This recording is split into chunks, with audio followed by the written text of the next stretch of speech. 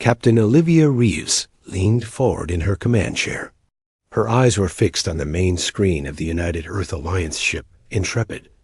A strange vessel hung in the darkness of space. It was unlike anything humans had ever built. Its hull gleamed with a blue-green metal that seemed to shift and change as they watched. "Any response to our greeting?" Olivia asked, her voice steady despite her racing heart. Communications Officer Eric Foster shook his head. "Nothing yet, Captain. Wait incoming transmission." The screen flickered. A face appeared. At least, Olivia thought it was a face. The being had 4 eyes set in a diamond pattern. Its skin was pale blue and seemed to shimmer slightly. 2 small breathing holes opened and closed where a nose might be on a human. When it spoke, its thin lips barely moved. "Greetings, unknown vessel," the translation computer said in a flat voice. "I am High Counselor Zithrak of the Galactic Confederation. Please identify yourselves." Olivia stood up straight. This was the moment humanity had waited for. First contact with alien life. "I am Captain Olivia Reeves of the United Earth Alliance vessel Intrepid. We come in peace from the planet Earth, seeking friendship and knowledge." The alien's 4 eyes blinked rapidly. Its head tilted in what seemed like confusion. "Earth?" it said. "You claim to be from Earth?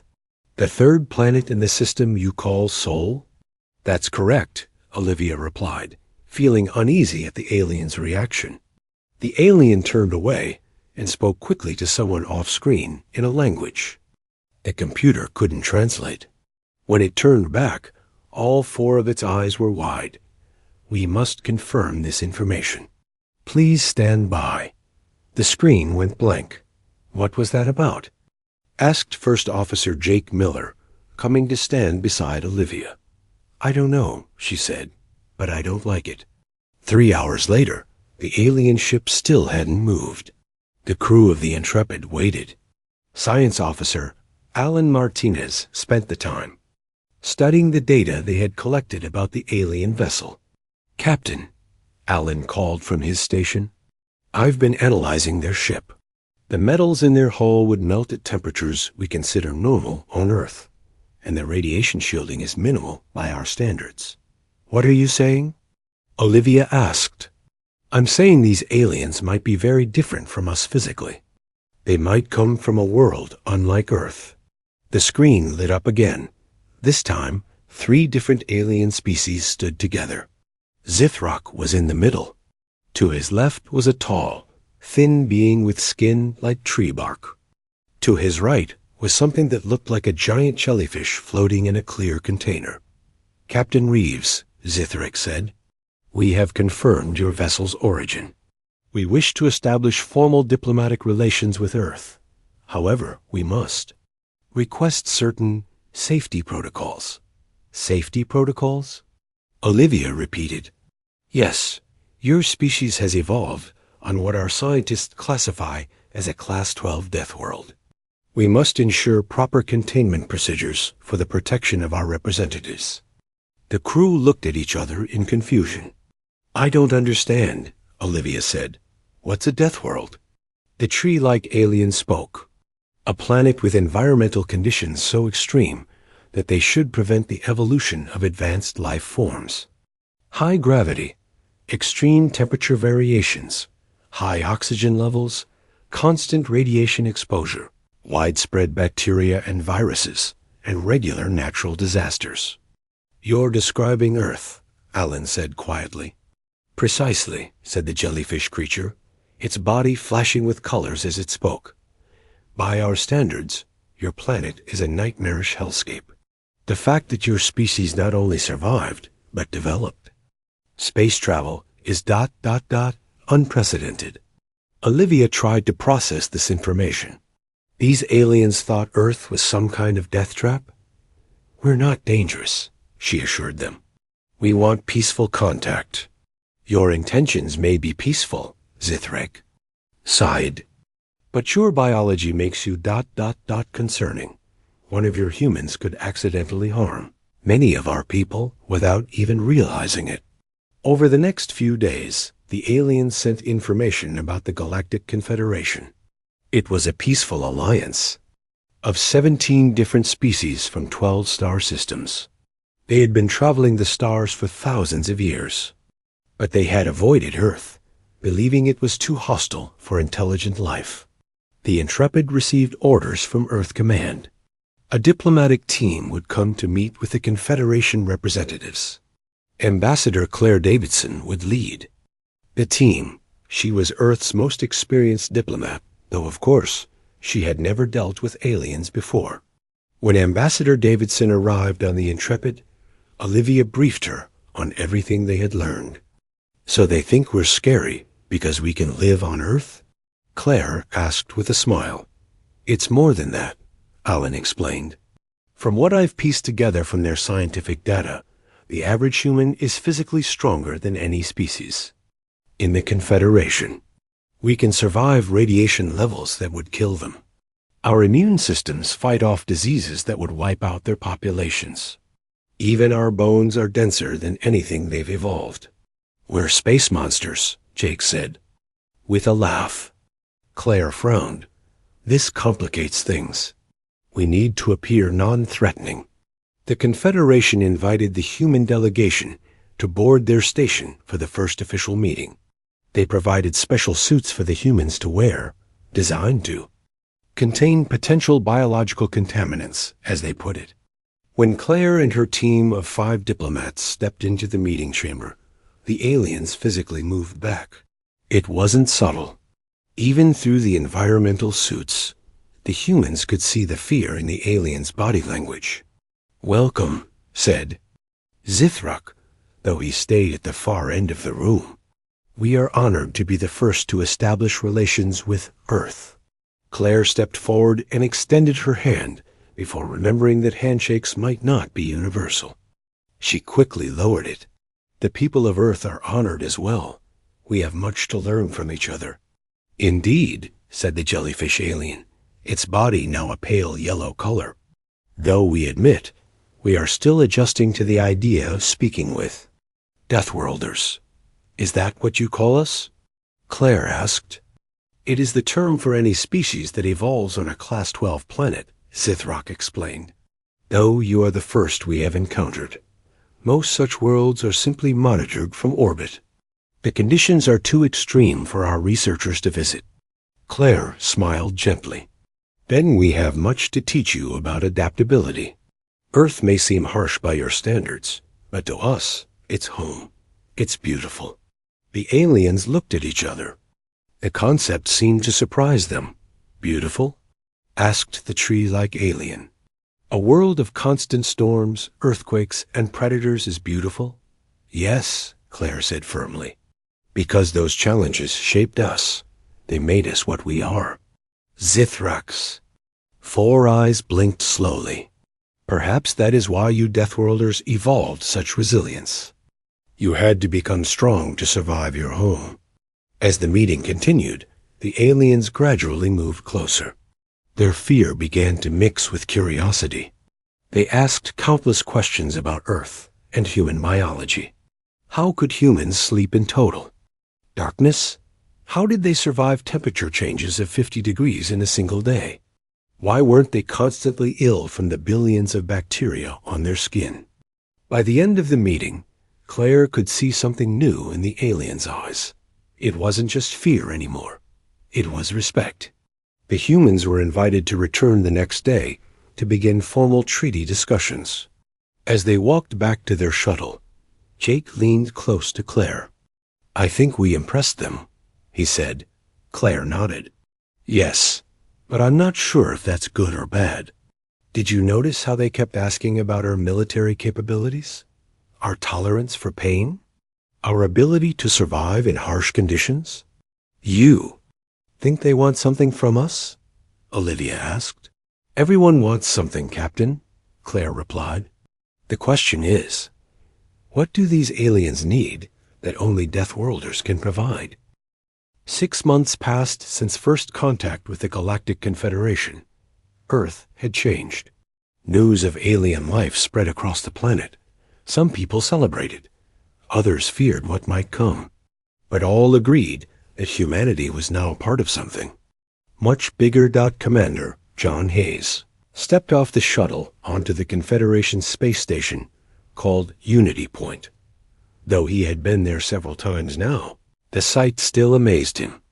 The station was huge, a spinning wheel in space with sections for each of the 17 alien species. Each section had its own gravity, air, and temperature to match the homeworlds of its inhabitants. John walked to the human section. Unlike the others, it was sealed off with special barriers. Signs in many languages warned about the dangerous environmental conditions inside. John smiled at this. The dangerous conditions were simply normal Earth gravity, temperature, and oxygen levels. Inside, he found his new team waiting. 5 men and women from different countries on Earth, all chosen to serve on the Confederation Defense Council. All soldiers or military experts. Commander Hayes, said Lisa Young, a tactical expert from Canada. The council meeting starts in 1 hour. They say it's urgent. John nodded. Any idea what it's about? The Krivak, said George Cooper, a weapons specialist. Always the Krivak. The Krivak Dominion. John had learned about them during his first month at Unity Point, a warrior species from the outer rim of the galaxy. For 20 years, they had been attacking Confederation worlds, taking resources and slaves.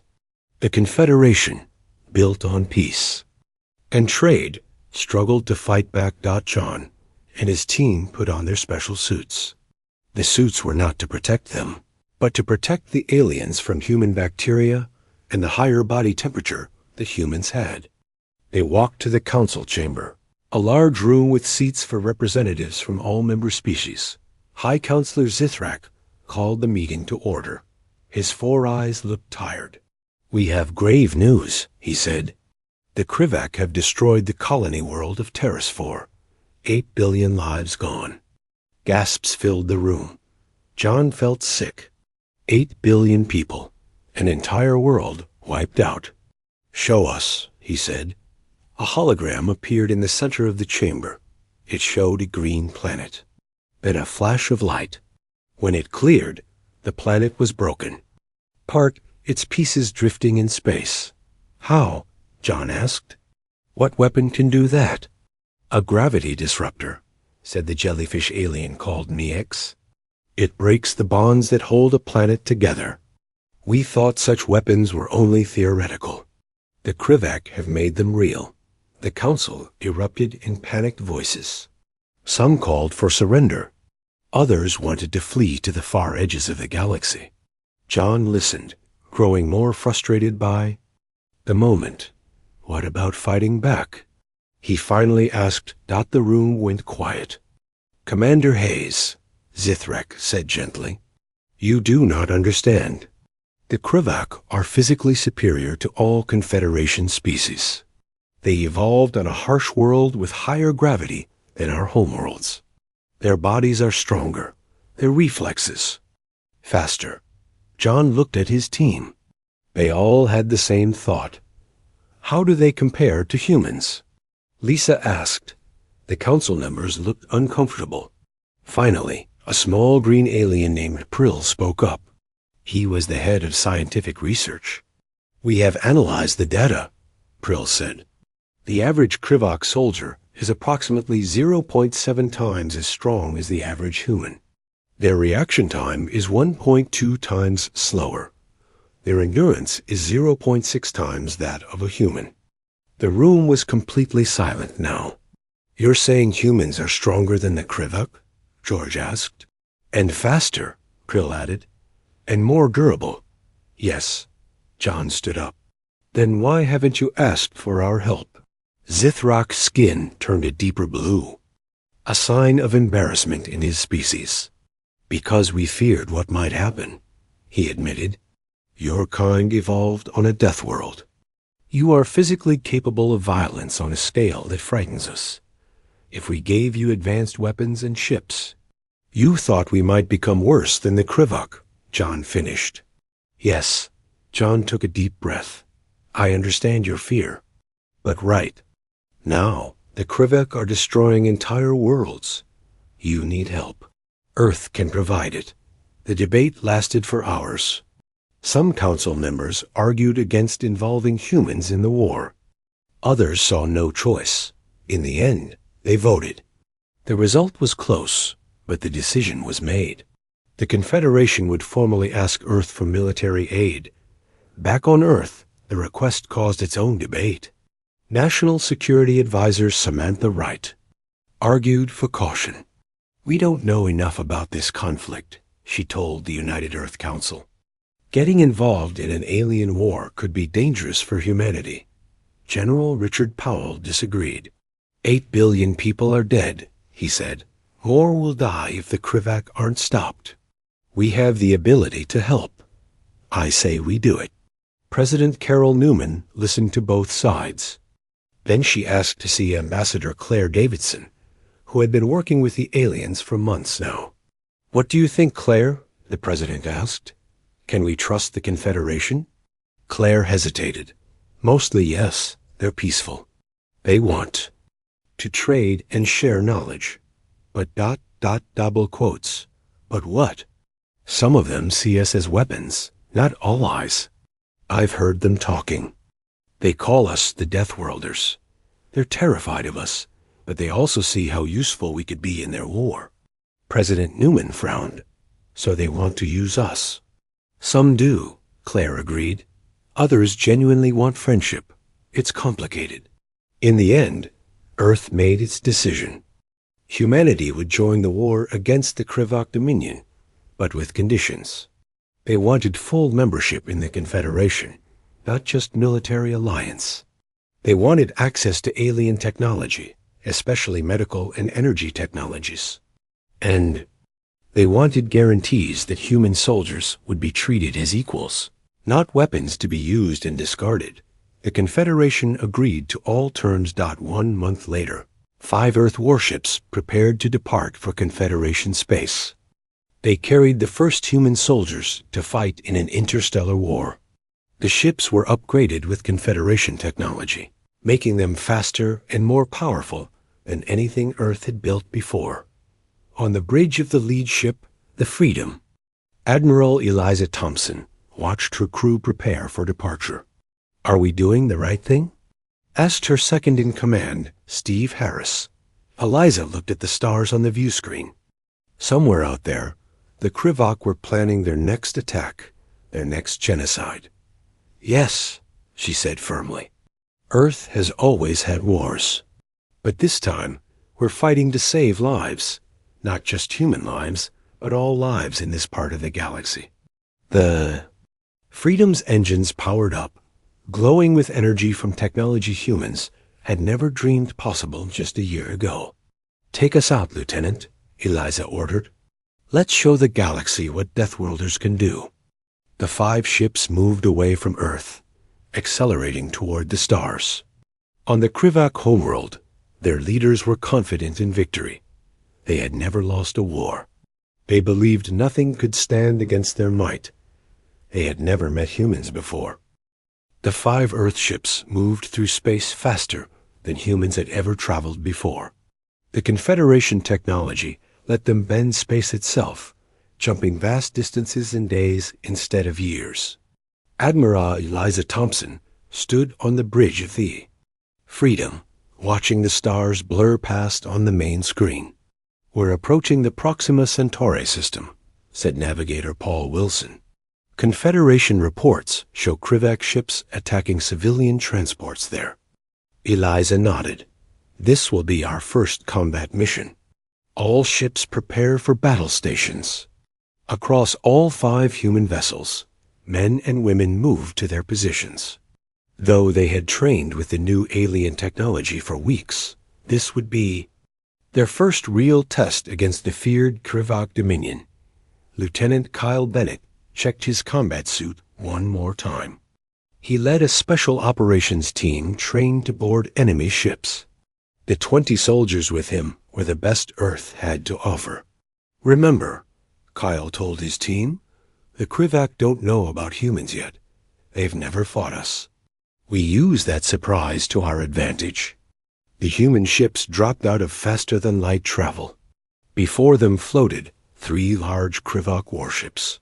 They were attacking a group of small Confederation vessels that carried refugees from the destroyed worlds. The Krivak ships are 3 times our size, Steve Harris said, looking at the sensor readings. Eliza smiled. But we have better technology now. And we have humans. She opened a channel to all 5 Earth ships. This is Admiral Thompson. Engage the enemy. Protect those civilian ships at all costs. The battle began. The Krivak fired energy weapons that could cut through normal ships with ease. But the human vessels had Confederation shields, upgraded by Earth engineers. They held. The Freedom fired. Back, its weapons struck the lead Krivak ship, damaging its engines. They're surprised, Eliza said, watching the enemy ships change formation. They expected an easy fight against civilian transports. They didn't expect us. On the main Krivak vessel, their commander stared at the screen in confusion. What ships are these? They are not Confederation design. Unknown, war leader, said his second. They have Confederation technology, but move in ways we have not seen before. The war leader growled. It doesn't matter. They are smaller than our ships. They cannot stand against us. Launch fighters. Hundreds of small Krivak fighter craft poured out of the larger ships. They swarmed toward the human vessels, their pilots ready for an easy victory. What they found instead shocked them. The human pilots, trained in Earth's jet fighters, moved with speed and precision that Krivak had never seen. More importantly, they could withstand G-forces that would knock a Krivak pilot unconscious. They're turning too fast. A Krivak pilot shouted before his fighter exploded. How can they make such turns? One by one, the Krivak fighters were destroyed. The few pilots who survived returned to their ships with frightening stories of an enemy who seemed to ignore the laws of physics. We've damaged their lead ship enough, Eliza said. Lieutenant Bennett, your team is cleared for boarding action. Kyle and his special operations team launched from the Freedom in a small, fast craft. They headed straight for the damaged Krivak ship. Their defenses are still active, said Kelly Robinson, Kyle's second in command. The radiation levels near their engines would kill a Confederation species. Kyle checked his suit readings. It's high, but we can handle it. Earth has plenty of radiation. We've evolved to deal with it. The team's ship attached to the hull of the Krivak vessel. Using cutting tools, they made their way inside. The Krivak interior was hot and filled with a gas mixture different from Earth air. But again, the human suits could handle it. The Kriviak. Soldiers were not expecting boarders. No Confederation species would dare attempt such a thing. When the humans appeared, the Krivak were caught completely off guard. Kyle led his team through the ship, fighting their way toward the bridge. The Krivak were strong compared to other aliens, but the humans were stronger. In close combat, the difference was clear. They're physically weaker than us, Kelly said over the team radio. But be careful. They're still dangerous. The human team moved through areas of the ship that were damaged and leaking radiation. The Krivak couldn't follow them there. This gave the humans a huge advantage, letting them bypass many defenders. On the bridge of the Krivak ship, the war leader received frightening reports. The boarders are moving through radiation zones. They're stronger than our soldiers. They can breathe gases that should poison them. The war leader could not believe what he was hearing. What are these creatures? Then, the bridge doors exploded inward. Kyle and his team entered, weapons ready. Surrender your ship, Kyle demanded. The war leader stared at the human. Even through the suit, he could tell this creature was different from any he had fought before. There was something in the way it moved, something dangerous and primal. What? Are you? The war leader asked. We're humans, Kyle answered. From Earth. The Krivek commander had never heard of such beings or such a place. But he recognized defeat. For the first time in his long career, he surrendered his ship. Back at Confederation headquarters, the news of the human victory spread quickly. Dr. Peter Collins, a human xenobiologist working with alien scientists, watched the reactions with interest. They're surprised, he told his Confederation colleague, a scientist named Vril. Did they really think we would lose? Vril's eyes blinked rapidly in what Peter had learned was a sign of amazement. You don't understand. The Krivek have never lost a direct battle before. Their physical abilities have always given them the advantage. Until now, Peter smiled. Humans evolved on a world that tried to kill us every day. We had to become tough just to survive. It's more than physical strength, Vril said. Your neural responses are faster. Your decision-making in combat is ... unpredictable. The Krivek rely on known patterns of behavior. You humans don't follow any patterns they recognize. The scientist showed Peter data from the battle. See these maneuvers your pilots made? No Confederation pilot could do this. The Gi forces would render them unconscious. And these radiation levels your boarding team endured? They would kill any of our species in minutes. Word of the battle spread throughout Confederation space.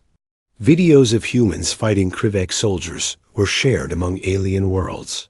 The sight of smaller beings defeating the feared Krivek in hand-to-hand combat gave hope to species who had known only fear for decades. On the Krivek homeworld, their leaders watched these same videos with growing concern. These humans, said the Krivek High Commander. Where did they come from? Why have we not heard of them before? They are new to space travel, an advisor explained. They only made contact with the Confederation recently. But they come from a world classified as a death world. A death world? The High Commander frowned. No intelligent species comes from such places. These do, and it has made them ... formidable. The High Commander studied the battle data again. One human ship had disabled 3 Krivek vessels. This had never happened before. If they have many such ships, many such warriors ... For the first time, the Krivek leadership felt something they had never experienced before. Fear. News of the human victory spread across Confederation space like wildfire. The species who had lived in fear of the Krivek for decades now spoke of hope. They shared videos of human soldiers fighting. They told stories about Earth, a planet so harsh that it made its people into natural warriors. As the war continued, another kind of human influence began to spread through alien worlds. Professor Natalie Foster arrived at Unity Point Station with a different mission than the soldiers. She came to teach aliens about human culture. We need the aliens to understand that we're more than just fighters, Natalie told her assistant, Ben Rodriguez, as they set up the first human cultural center on the station. We want them to see all sides of humanity. Ben nodded as he unpacked books, music recordings, and art from Earth. Do you think they'll understand our stories? Our art? They evolved on completely different worlds. That's what we're here to find out, Natalie said. The cultural center opened a week later. At first, few aliens came. Many were still afraid of humans, despite their help in the war. But curiosity eventually won out. Soon, small groups of different species began to visit. A tall, tree-like alien named Farrell became a regular visitor. He was fascinated by human literature. These stories of survival against harsh conditions, Farrell said to Natalie one day. They move me deeply, though my species has never faced such challenges. What challenges has your species faced? Natalie asked. Farrell's branches rustled, his version of a shrug. Very few. Our world is stable. We have few predators. We rarely. experience hunger or thirst. That sounds peaceful, Ben said. It is, Farrell agreed. But it means we never develop the strength that comes from facing hardship. Your human stories about overcoming pain and loss. They teach us something new. Natalie began to notice a pattern. The aliens were most interested in human stories about survival, perseverance, and finding meaning in difficult situations. Concepts that humans took for granted were revolutionary to species that had evolved on safer worlds. Meanwhile, Diplomatic Officer Greg Wilson discovered something unexpected during his meetings with Confederation officials. Young aliens from many species were trying to act like humans. They call it Deathworlder training, Greg told Ambassador Claire Davidson. They're setting up rooms with Earth-like gravity and trying to build up their strength. Some are even attempting to eat human foods, Claire frowned. Is that safe for them? Not really. Their bodies aren't designed for it, but they're determined. They see humans as something to aspire to know. This wasn't always positive. Religious leader Daniel Harris, who had come to Unity Point to learn about alien beliefs, found that some aliens had begun to worship humans. They think we're divine beings, Daniel told Natalie with concern. Some of them believe we were sent to save the galaxy. That's ridiculous, Natalie said. To us, yes. But think about it from their perspective. We can survive conditions that would kill them instantly. We're stronger, faster, and more durable than any species they've known. From their viewpoint, we might as well be gods. Daniel showed her videos from an alien world where a small cult had formed. They dressed in imitation of human clothing. They tried to eat human foods, though it made them sick. They even attempted to mimic human physical abilities, often injuring themselves in the process. This has to stop, Natalie said. We need to show them we're just another species, not supernatural beings. But the most important cultural exchange came from an unexpected source. Engineer Lavra Franklin had been working with Confederation medical experts. She brought human medical technology to help treat wounded aliens during the war. Your medical science is fascinating, said Dr. Kep, a jellyfish-like alien who was the Confederation's chief medical officer. It's focused on repair and regeneration, rather than replacement, Lavra nodded. That's because our bodies are constantly being damaged on Earth. We evolved strong healing abilities. These healing techniques could help many species, Dr. Kep said, and your vaccines. The concept of introducing small amounts of a pathogen to build immunity. It would never occur to us because our worlds have so few pathogens. Soon, human medical knowledge was spreading throughout Confederation space. Treatments developed to help humans survive on harsh Earth were being modified to extend the lives of alien species. Worlds that had been considered too dangerous for colonization were now becoming accessible thanks to human techniques for surviving harsh environments. Not all cultural exchange was easy. However, some humans found it difficult to adjust to alien ways. Marine Sergeant Frank Murphy had been fighting the Krivak for months when he was given leave on a Confederation pleasure world. Everything is too soft, he complained to his friend Diane Garcia. The gravity is too low. The air is too clean. There's no challenge here. Diane understood. Like many humans, they had grown up in a world that constantly tested them. Earth's gravity, its temperature swings, its diseases all had shaped humanity into what they were. To suddenly live without those challenges felt wrong. Maybe that's the real difference between us and them, Diane said. They evolved to avoid hardship. We evolved to overcome it. This difference became clear when Frank and Diane visited an alien entertainment center. The aliens watched in shock as the two humans competed in games designed to be physically demanding for Confederation species. What was extreme sport for the aliens was barely exercise for the humans. They think we're showing off, Frank said, noticing the stares. "We're not," Diane replied. "We're just being human." As the humans demonstrated their abilities, a group of young aliens watched with wide eyes. One of them, braver than the rest, approached Frank. "Teach us," the young alien said. "We want to be strong like humans." Frank looked at the small being. So fragile compared to a human child. "Why? Because you're not afraid," the alien said simply. "Of anything." Frank thought of Earth, of its storms and earthquakes, its predators and diseases.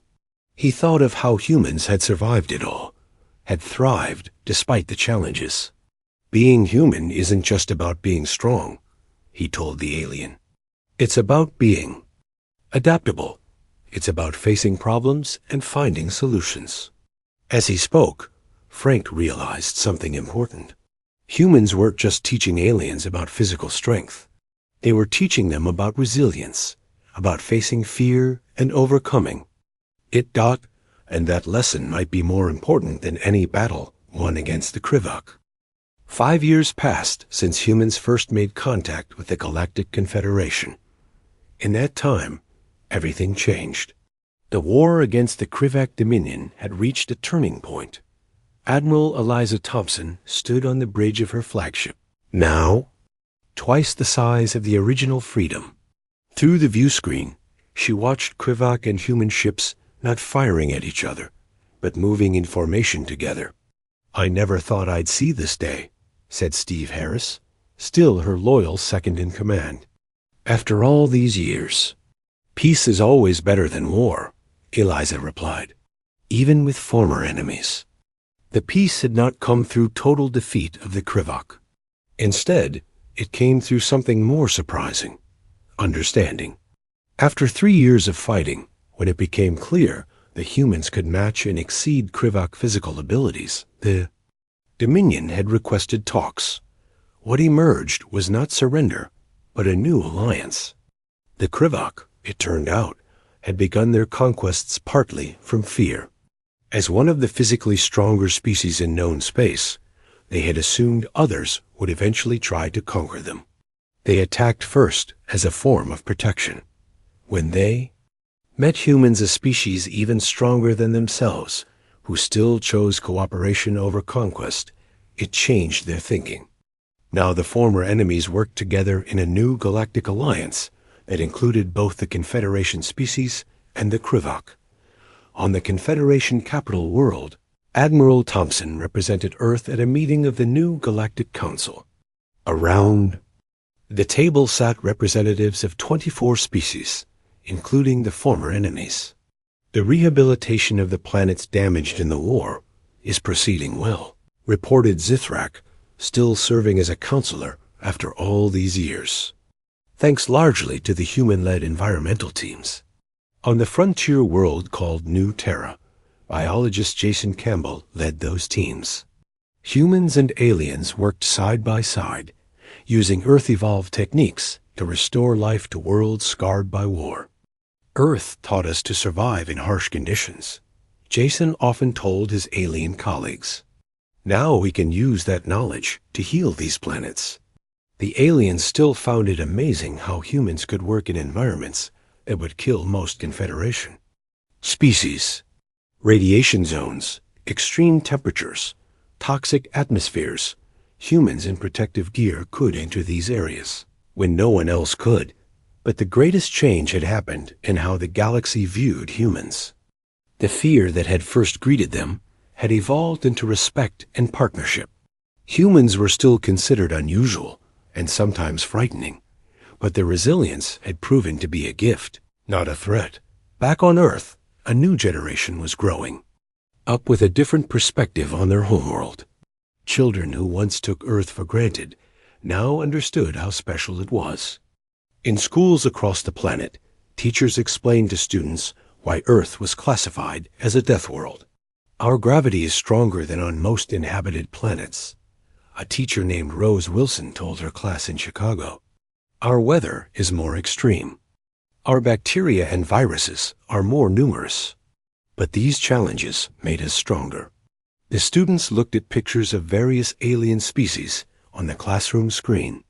Most had evolved on worlds with stable climates, few predators, and little disease. Their bodies were often more fragile than human bodies, their immune systems simpler. Does that mean we're better than them? Asked a girl named Lily. No, Rose said firmly. It means we're different. They have strengths we don't have. Many confederation. Species can see colors we can't. Some can communicate through scent or electrical signals. We're all adapted to our own worlds. Outside the classroom window, a special dome had been built in the schoolyard. Inside, it was the first alien university. On Earth, the dome had lower gravity and different air to make the alien students comfortable. Special suits allowed them to venture outside the dome for short periods to experience Earth directly. That afternoon, Admiral Thompson, now retired from active service and serving as Earth's senior diplomat, visited the university to give a speech. She walked into the dome, feeling the strange lightness as the lower gravity took effect. Alien students from 15 different species watched her with a mixture of awe and admiration. These were the best and brightest of their worlds, sent to study on the famous Deathworld that had produced such remarkable beings. When humans first ventured into space, Eliza began, we had no idea how we compared to other life forms. We didn't know if we would be the strongest or the weakest species in the galaxy. She looked around at the alien faces, so different from human faces, yet now so familiar to her. We discovered that physically we are among the strongest. Our Deathworld gave us that advantage. But true strength isn't just about muscle or bone density or immune response. It's about how we use those gifts. A young Krivik student raised his hand. Admiral, my grandfather fought against you in the war. He told me that humans could have destroyed the Krivak completely, but chose not to. Why? Eliza smiled. Because destruction is easy. Building something new is harder. We wanted partners, not conquered subjects. As the speech ended, Eliza walked to the edge of the dome where a window looked out over the Chicago skyline. A group of alien students joined her, gazing at the human city with wonder. It looks so dangerous, said a small, blue-skinned alien. The tall buildings, the fast vehicles, the crowds of humans. How do you live without fear? We do feel fear, Eliza told her. Fear is natural for any intelligent species. The difference is that Earth taught us to face our fears and overcome them. The alien considered this. On my world, we avoid danger. We build our lives around safety. There's wisdom in that too, Eliza said. But sometimes growth only comes from facing challenges. That evening, Eliza met with Captain Olivia Reeves, now Admiral Reeves, who had commanded the Intrepid during first contact all those years ago. They sat in a quiet restaurant overlooking Lake Michigan. Did you ever imagine it would turn out like this? Olivia asked, gesturing to the window where a group of suited aliens were carefully walking along the lakeshore, experiencing Earth's natural beauty. Never, Eliza admitted. When we first heard they were afraid of us, I thought we would always be outsiders, feared rather than accepted. And now we're teachers, partners, even friends. They watched as one of the aliens, braver than the rest, removed its breathing mask for a few seconds to feel Earth's air directly on its skin. Though potentially dangerous for its species, the alien wanted to experience the death world as humans. Did, if only for a moment. They've changed, Olivia said. And so have we. Eliza nodded. That's the greatest victory of all. Not winning the war, but building something better together. Across the galaxy, on thousands of worlds, the story was told of how the galaxy had trembled when humanity's Deathworlders emerged from their harsh planet. But it was no longer a story of fear. It had become a story of hope, of how the most unlikely allies had become the most valuable friends, and how strength born from hardship could be used not to conquer, but to heal. The aliens had trembled. when humanity first appeared. Now they stood together with humans, facing the future as one.